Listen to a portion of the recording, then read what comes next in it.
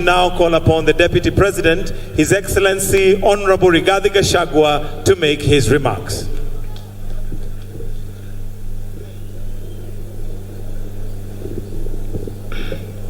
Your Excellency, the President of the Republic of Kenya and Commander-in-Chief of the Kenya Defense Forces, Dr. William Ruto, Your Excellency, the First Lady of the Republic of Kenya, Mama Rachel Ruto, Your Excellency, the President of the Republic of Comoros, Azali Assoumani, Your Excellency, the former President of Niger, Yusuf Mahamadou, the Governor, our host Governor of Embu, the Honorable Ses Barire, aka Karinda, who is also the chairperson of the ruling party, the United Democratic Alliance,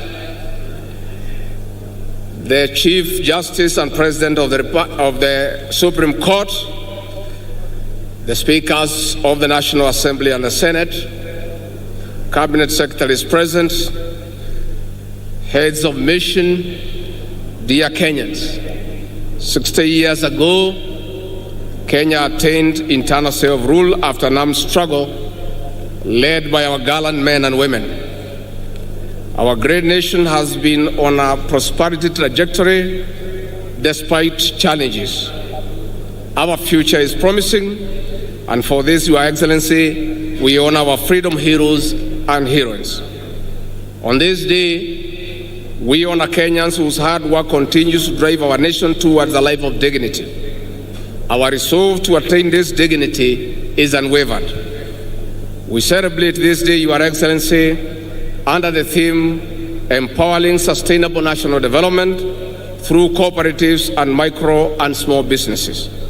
It also happens when public reforms, especially in the coffee, tea, and dairy subsectors, are on top gear. The structural reforms aim at restoring the dignity of our farmers in line with the bottom-up economic transformation agenda. It is in this regard, Your Excellency, that we have convened a special summit of all coffee stakeholders in the neighboring county of Meru next week to come up with practical interventions to put money into the pockets of our farmers. There shortly, there will be another conference for tea, followed by macadamia, avocado, miraa, and mugoka. Your Excellency, for sustainable reforms in these subsectors, cooperatives are central components in uplifting our small-scale farmers to economic independence and prosperity. To this effect, the cooperative movement must roar back to life by instituting necessary reforms. Your Excellency, if you allow me, before I invite you to address the nation, let me make an observation on the significance of hosting Madaraka Day celebrations this year in Embu County. Your Excellency, the venue of this celebration is on the edge of Mount Kenya Forest, where gallant men and women took arms, crude as they were, to drive the British colonialists from this land, reclaim their freedom, and get back their land. Your Excellency, our gallant men and women, despite being limited, were facing a very difficult situation. The colonialists had guns, they had planes, they had grenades, they had bombs, but the poor freedom fighters had only a panga, but a sheer and great resolve to get back their independence.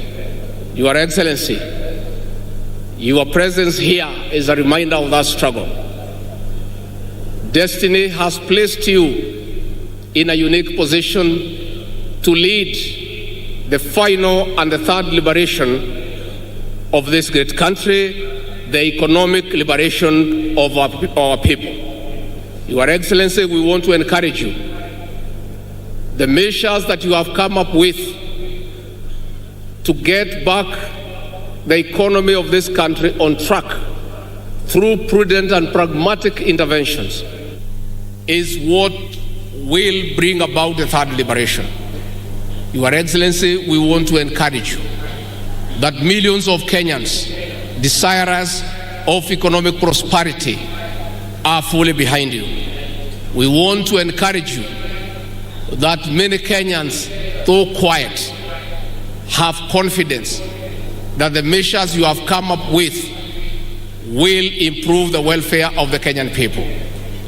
We want to urge all Kenyans to allow our president an opportunity to steer this country back to economic prosperity.